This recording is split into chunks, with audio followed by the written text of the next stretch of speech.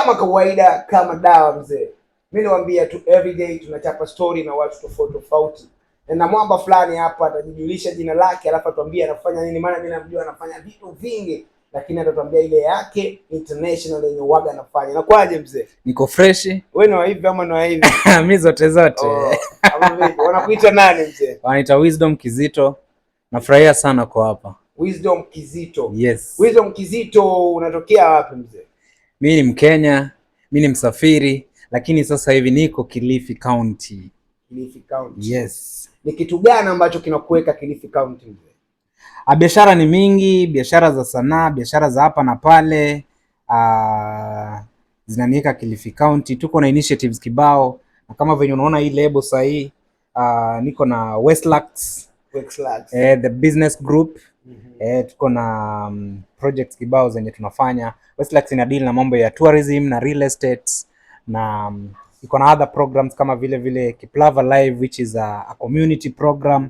Ina deal na mambo ya mazingira, mambo ya youth empowerment, na pia mambo ya charity kwa community. So tuseme ni shirika ambalo lina support vitu tofauti tofauti. Na support vitu tofauti tofauti, na kufanya kazi na wanabiashara na mainvestor. Yes. Sasa mimi mwanangu nataka tuongee kitu ambacho muhimu sana katika ulimwengu mzee. Na pia katika wanamuziki, yes, katika hata watu ambao si wanamuziki, kwa sababu wewe ni mtu ambaye umejua vitu vingi sana mbele yangu.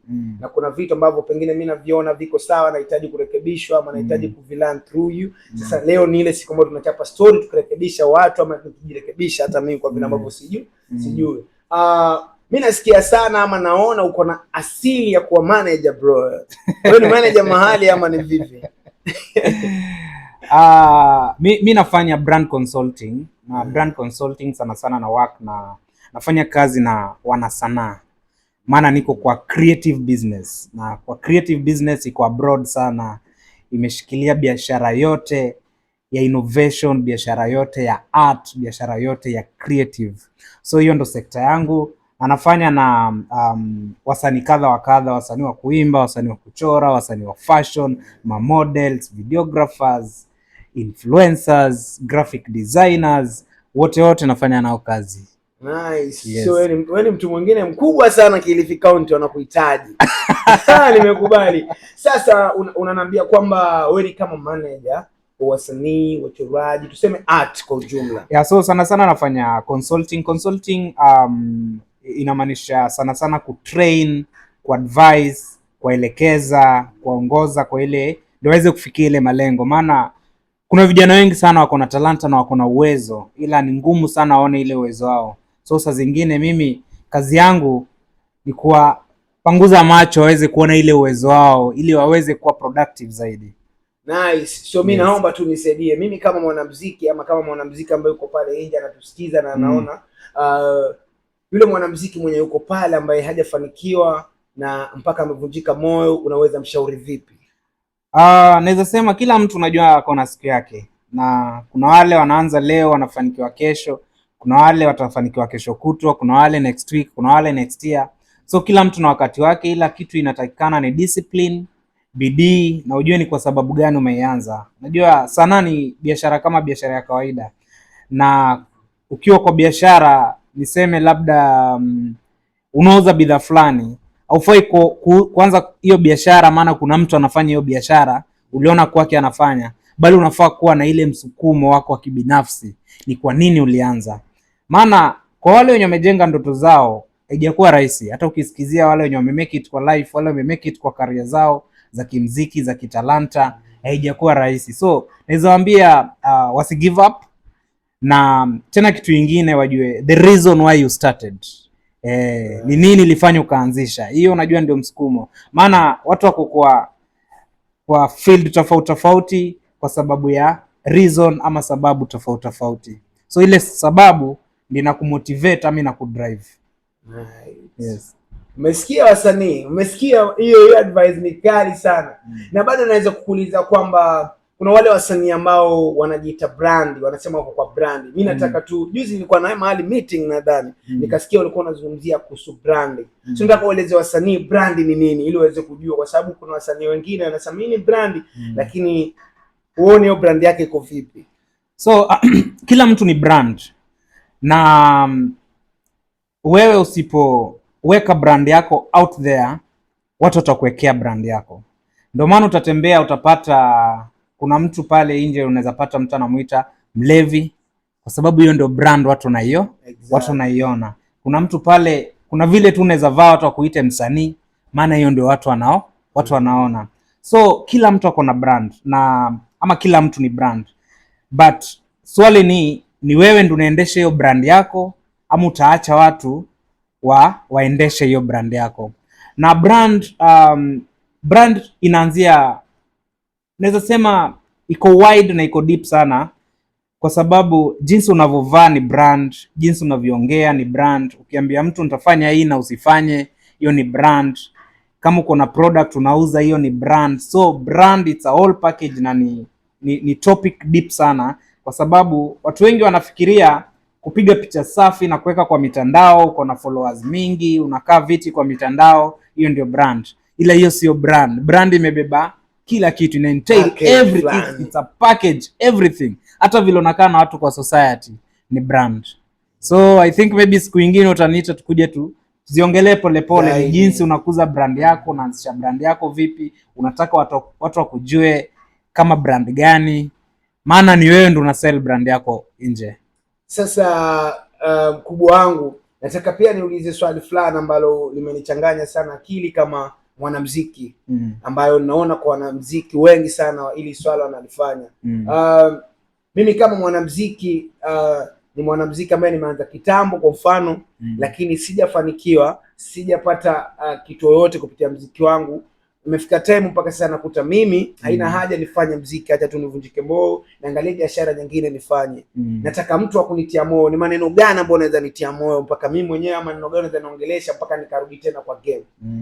So mimi kitu naweza sema hakuna kitu rahisi. Kila kitu ni ngumu. Kila kitu ni ngumu na kila biashara ni ngumu, ila ni discipline na bidii. Alafu vile unajipackage. Ukiongelea maybe masuala ya muziki kama msanii, ili msanii aweze ku make it katika muziki, ama si muziki peke yake bali kwa talanta yote. Talanta ni ajira na talanta ni pesa, ila usipojua kuikuza na kuipackage, uiweke kwa market, itakuwa vigumu sana kupata hiyo hela. So saa zingine wasanii wengi ama creatives wengi wenye wako kwa biashara tofauti ya sanaa, kitu yenye wanakosa ni ile packaging, ile branding. Talanta iko, huyu mtu anaimba, huyu mtu ana dance, huyu mtu anachora, huyu mtu ni fashionista hatari, ila sasa hiyo packaging ndio uweze kuiweka kwa market linakuwa shida. Maana ukiangalia dunia, kila kitu sasa ni sanaa. Kutoka kwa venye tumevaa ni sanaa. Kuna mtu alichora hiyo design ya hiyo nguo na akaikatakata akaishona. Viti zenye tumekaa ni sanaa. Kuna mtu alidesign na akashikanisha hizo pieces zikakuwa pamoja. Kila kitu ni sanaa. Ukitembea hapa nje unapata mabillboard zimechorwa, hizo ni sanaa. Ukikuwa kwa redio, ukiwa kwa TV, ngoma zinaimbwa, hizo ni sanaa. So sanaa ina play a bigger role kwa community. Ila kitu inakosekana ni vile jinsi gani unaweza package sanaa yako iweze kukulipa. For instance, kuna mashirika zenye wasanii wanafaa kuwa wameregister. Na hizi mashirika sana sana pia unapata wasanii hawana information, sasa wanashindwa watajisajili vipi. Maana ukiwa msanii, ngoma yako ikichezwa kwa redio unafaa kulipwa. Ngoma yako ikichezwa kwa TV inafaa kulipwa. Lakini unapata kama msanii kama ajui ngoma yake ikichezwa kwa TV, yeye atafurahia sana, anachukua ile clip anaweka status, watu wamefurahia ngoma imecheza national television, lakini wewe huko hauna kitu. Na hiyo sana sana unapata inaua sanaa, kwa sababu unapata wasanii sasa tunajulikana sana, ila kwa mfuko hatuna kitu. Na as long as wewe ni msanii pale nje, watu wanakuwekea standard nyingine ya juu sana. Wanataka msanii ni mtu wa kung'ara. Ukikaa ni kama nywele yako hujachana hujaenda kinyozi tena, watu lazima kuwe uko na image fulani yenye unaleta. Msanii lazima uishi vizuri. Msanii lazima utengeneze brand yako in a way that mtu akisikia Don anakuja kuperform pahali, ako na hiyo taki ya kununua ticket akuja kuone. So kuna sehemu zingine zenye pia unafaa, unajua una keep limit, but hii yote inatokana na vile utakuza ile biashara yako. And that's why ukikompare na biashara zingine pia zenye ziko mtaani, utapata kuna biashara, kuna products zenye utapata specific location, kuna products utapata kwa specific location. Haiwezi kuwa unakuwa product wa kila mtu. Yes. So ni msanii aweze kujua goli yake nini atakufanya na sanaa. Maana kwa sanaa kuna viwango tofauti tofauti, kuna category tofauti tofauti. Kuna msanii mwenye yeye anafanya tu jingle tu. Anafanyia jingle, anafanyia watu sikiza tu, na anafanyia watu hizi mapromo, voice yake iko kwa hizo backdrops na yeye anaishi vizuri. Kuna msanii ako kwa mziki peke yake. Kuna msanii ako tu kwa muonekano. Kuna msanii na sanaa pia unaweza kulia kwa njia mingi. Kuna hizo special appearance. Kuna club fulani inaweza kuita wewe pale special appearance. Lakini kama wewe hiyo club unaendaga every day, unajua atakuona ni ngumu sana wakuita hiyo special appearance. Exactly. Yeah, so kuna njia mingi sana ya kukuza sanaa. Now when it's come to business wise, venye utaipackage alafu iweke kwa market. Yes. Asante sana. Tukimalizia swali la mwisho mzee, ambalo ni swali la kawaida tu. Wewe umeishi sana Kilifi kwa sasa. Sasa hii nimekaa Kilifi, na kabla hata nikuje Kilifi nimekuwa nikikuja Kilifi, naenda nimetembea sehemu mingi, na kwa sasa niko Kilifi. So nikuulize ni challenge gani ya wasanii wa Kilifi yenye unaona inawakumba sana? Kwanza nimeinteract na wasanii kadhaa, na naweza kuambia Kilifi iko talanta. Iko talanta sana, na nimeona pia serikali inajaribu sana kuinua talanta. Ila kitu naweza sema, sijui labda unajua pia sasa hii talent imekuwa mingi, alafu managers wa kumanage zile talent wamekuwa wachache. Hata watu wa kukuza hizi talanta imekuwa wachache. Wewe naona sana wanafanya kazi nzuri, kwa na madancers wenye wanawakuza, na that's the way to go, kwa sababu hao madancers sasa unawatengenezea njia. Ila kwa wale wasanii wenye hawana mtu wa kumshauri kufanya hivi na hivi, inakuwa ni ngumu sana. Na ile challenge inaweza sema maybe wasanii wengi wenye wana face Kilifi County ni hiyo mwongozo. Napata msanii ako na talanta, ako willing sana kujiendeleza kimaisha, lakini anakosa hiyo mwongozo. Maana ukishakuwa msanii kuna lot of expectations, kuna lot of vile unafaa kubeba brand yako, na hizi vitu zote kama ujui, unaweza kuwa msanii uhit dakika fulani, alafu hiyo fame ijae kwa akili, na tena urudi chini uanguke kwa depression. So hiyo mentorship ina lack. Watu wenye wanaweza kuza hizi sanaa ndio zidumu na pia wanakilifi waweze kuona value. Maana nimekuwa pia kwa event kadhaa, na naona wanakilifi watu wanatokea kusupport wasanii wao, watu wanapenda wasanii wao. Sasa nile packaging tu, wasanii pia wajiweke vizuri. Maana kuna event fulani nilikuwa sitaitaja, na nilikuwa pale backstage, na kati ya wasanii wakubwa sana vile pia walikuwa wanajibeba pale backstage. Inafanya hata kama wewe ni investor ama mtu mwenye unataka kumuita kuja kwa show yako, ile pesa atakuambia na ile pesa unaweza mpatia inashuka. Sasa when it come to building a brand kama creative, ku attract your market, ku attract wale investors, ku attract good audience wenye wanaweza support art yako, inakuwa ni challenge. Na I think hizo ndo vitu wasanii kidogo inakuwa ni challenge kidogo. Lakini saa hizi pia tuko kwa era ya social media. Ningeadvise sana, ukiwa unaweza access internet, uko na gadget pahali, unaweza kuwa na Google tu. Wewe kama msanii unafaa kujibeba vipi, unaweza faa vipi ku attract the business. Maana biashara iko na sanaa ndio kila kitu. Biashara ni mziki ni biashara. Biashara ni mziki ni biashara. Alafu kuna mashirika mingi sana zina support art. Ni wewe sasa ujue tu ni vipi unaweza ingia kwa hiyo channel. Maybe nikimalizia nikipea story yangu kidogo. Kuna sehemu fulani nilikuwa nafanya kazi na shirika fulani, zilikuwa mashirika kadhaa zimekuja pamoja zinafanya mradi fulani. Alafu sasa mimi nilikuwa mimi pia ni msanii, nafanya spoken word nini. So nilikuwa naenda pale na wasumbua, naambia nataka show. So kuna siku moja hizi shirika zilikuwa za NGO. ingine inafanya masuala ya ukulima, ingine inafanya ufugaji, ingine inafanya mambo ya security and peace.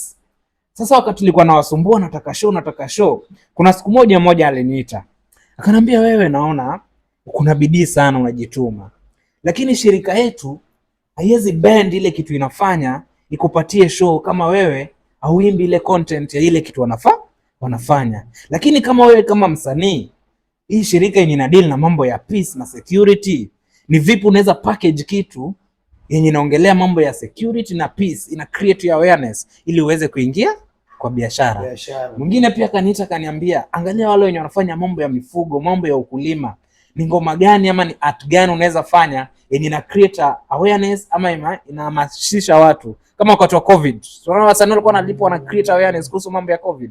Kuna mambo ya gender based violence inafanyika kwa vijiji zetu. Wewe kama msanii unaweza kuwa vipi unaweza contribute vipi kwa ile kitu yenye hawa mashirika wanafanya, ili pia wewe uweze kuwa kwa hiyo unga? Maana kama kuna shirika ina deal na mambo ya amani na peace